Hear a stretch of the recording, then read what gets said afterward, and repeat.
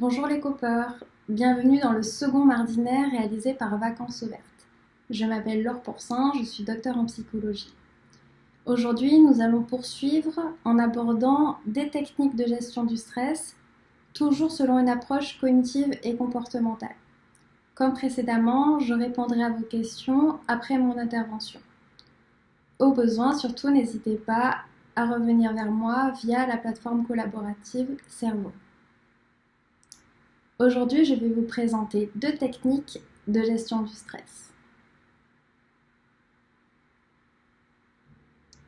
L'objectif est d'écouter notre corps et de reconnaître les signes qui indiquent une réponse de stress pour ensuite trouver des façons pour diminuer l'impact du stress sur nos vies.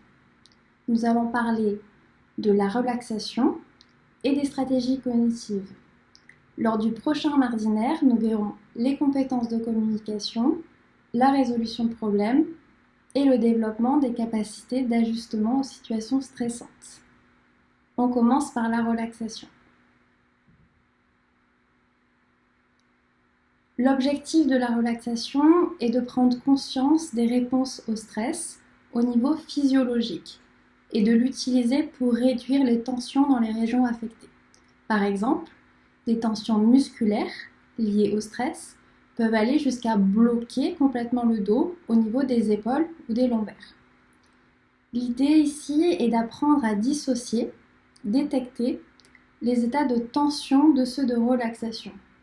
Une fois acquise, la relaxation pourra alors être utilisée dans de multiples situations provoquant de la tension. Il existe de nombreuses techniques de relaxation. Une des plus connues est la relaxation progressive de Jacobson.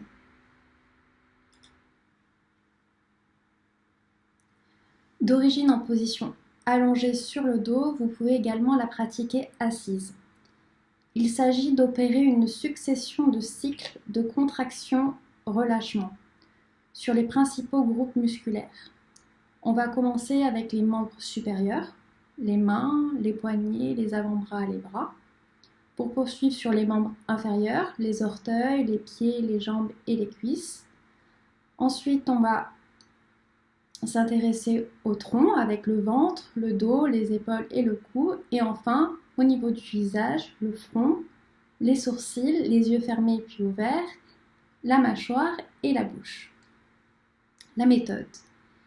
La méthode, elle consiste en la contraction du muscle, au maintien de cette contraction pendant environ 5 secondes et ensuite à sentir la contraction, puis à relâcher et à sentir le relâchement. Il faut compter 15 à 20 secondes pour chaque groupe musculaire pour 5 minutes de relaxation. Donc ici, on voit que la relaxation, elle est physiologique, mais également mentale, puisqu'il s'agit de sentir la contraction et de sentir le relâchement. Donc de prendre conscience des états de tension et des états de relaxation. Pensez bien sûr à bien respirer. Vous pouvez même associer votre respiration aux différentes étapes en inspirant, c'est quand on va prendre de l'air, sur les 3 premières étapes, donc contracter, maintenir et sentir la contraction, on va prendre de l'air. Et en expirant, donc en soufflant, sur les 2 dernières étapes, relâcher et sentir le relâchement. Alors vous pouvez commencer à associer la respiration lorsque vous maîtrisez cette technique de relaxation. N'hésitez pas à me faire des retours sur cette technique. Il y a un autre classique de la relaxation qui est le training autogène de Schutz. Alors lui, il fait appel à la suggestion ou à l'autosuggestion. La personne se concentre mentalement sur les images inductrices de sensations qui sont évoquées soit par le thérapeute, soit par elle-même. Je vais vous donner un exemple pour bien comprendre. Donc après vous êtes installé confortablement, vous vous concentrez sur un membre, sur votre bras droit par exemple, et vous répétez 5-6 fois la phrase « Mon bras droit est lourd ». Mon bras droit est lourd. etc., etc. Jusqu'à 5-6 fois. En vous concentrant sur cette affirmation. Il faut ensuite être attentif au moment où votre deuxième bras, donc ici le bras gauche, devient lourd et donc à la généralisation qui s'installe de façon spontanée, non volontaire. Et vous pouvez alors vous dire, mes deux bras deviennent lourds. Vous continuez ainsi jusqu'à intégrer tout votre corps et vous pouvez vous dire, tout mon corps devient lourd. Vous pouvez ensuite faire la même démarche avec chaud. Mon bras est chaud, mes bras deviennent chauds, etc., etc. Un entraînement régulier sur plusieurs mois va vous permettre d'induire calme, lourdeur et chaleur très rapidement en une seule phrase. Mon corps est calme, lourd et chaud. Pensez bien à vous dégourdir après la séance en bougeant vos membres. Alors, pourquoi suggérer lourdeur et chaleur?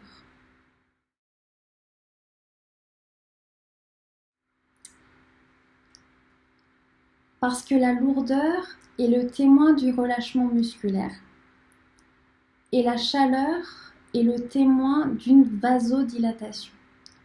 Tous les deux sont sous le contrôle du système nerveux parasympathique qui remet l'organisme au repos et s'oppose donc au stress. Lorsqu'il est stimulé, le système nerveux parasympathique freine les phénomènes induits par la stimulation du système nerveux sympathique. Ces techniques qu'on vient de voir demandent de l'entraînement pour être efficaces. Vous pouvez utiliser une fiche de suivi vous permettant de mesurer la diminution de vos tensions avec la date, la durée de la séance, les zones faciles à relaxer, les zones tendues et le niveau de tension avant et après la relaxation. En étant accompagné d'un thérapeute, vous pouvez aussi discuter de vos sensations.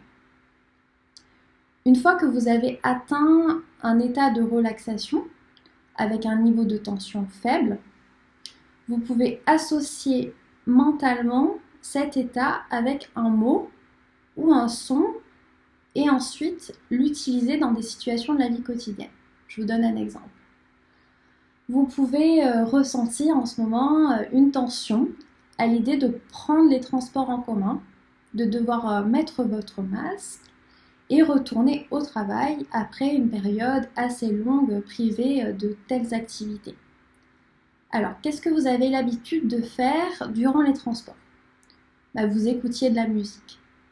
Vous pouvez associer l'état de relâchement de la tension et un morceau de musique durant une séance de relaxation.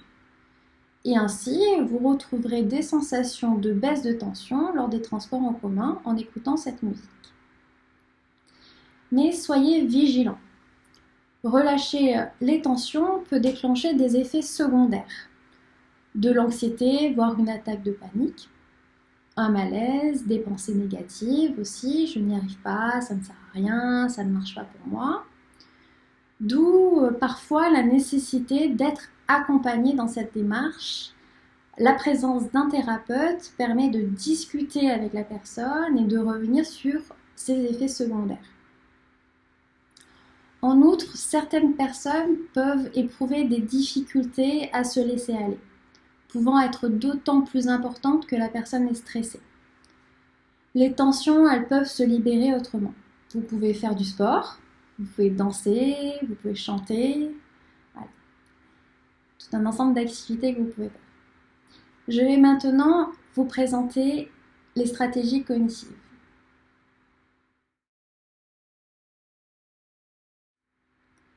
Nous avons vu dans le premier mardinaire que les réponses au stress telles que l'anxiété, la dépression et la colère étaient sous-tendues par des cognitions négatives, des pensées automatiques généralement négatives. Ces pensées, elles précèdent et induisent l'émotion. Elles sont généralement acceptées comme valables par la personne et ne sont pas questionnées. elles sont en lien avec notre système de croyance, c'est-à-dire nos représentations mentales à propos du monde extérieur, à propos de nous-mêmes, et peuvent reposer sur des postulats qui sont en fait irrationnels.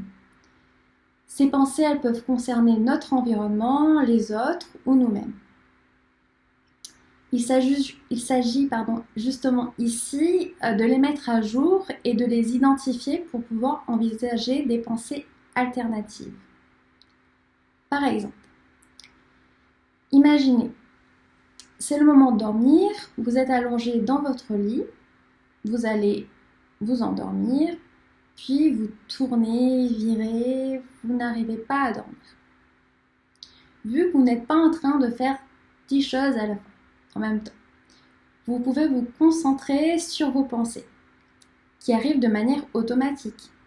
Et vous vous rendez compte que vous êtes en train de vous dire, c'est des exemples, hein. Vous êtes en train de vous dire, il faut que je dorme 8 heures par jour pour fonctionner correctement. Demain, les gens vont se rendre compte que je n'ai pas dormi. Ou encore, je ne vais encore pas dormir ce soir. Je n'arrive plus à dormir. C'est fini. Là, ce que vous êtes en train de faire, c'est que vous êtes en train de généraliser, d'anticiper. On voit clairement ici que c'est l'interprétation que vous faites de cet événement qui va causer des conséquences indésirables. Donc vous allez commencer à ressentir de l'anxiété, de la colère, vous allez encore arriver encore moins à dormir, vous allez encore plus tourner et virer dans votre lit, et vous allez même peut-être avoir des tensions musculaires. Donc l'exercice ici consiste à prendre l'habitude de trouver des alternatives réalistes et introduire une distance pour regarder les choses différemment. Par exemple, vous pouvez vous dire, vous questionner, est-ce vrai ?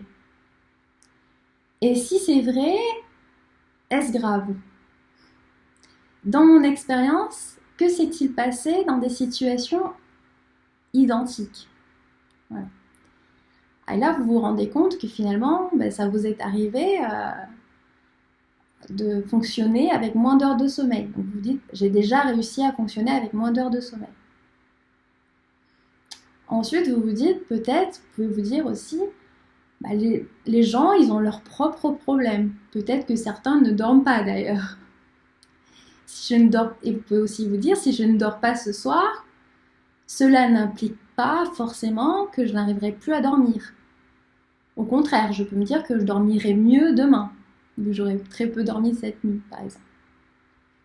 Et surtout, vous pouvez aussi vous dire, mais ça c'est plus de la résolution de problème, qu'on verra la fois prochaine, il faut que je repense à ce problème de sommeil, mais à un autre moment, pas au moment de m'endormir, et que j'en parle à un ou une professionnelle. Donc il y a toujours plusieurs perspectives sur une même réalité, mais plus on voit la chose de loin, plus on la voit dans son intégralité. Et voilà, c'est fini pour aujourd'hui. J'espère que ça vous a plu. Nous nous retrouvons prochainement donc, pour une dernière vidéo sur la gestion du stress. On passe aux questions, je vous écoute.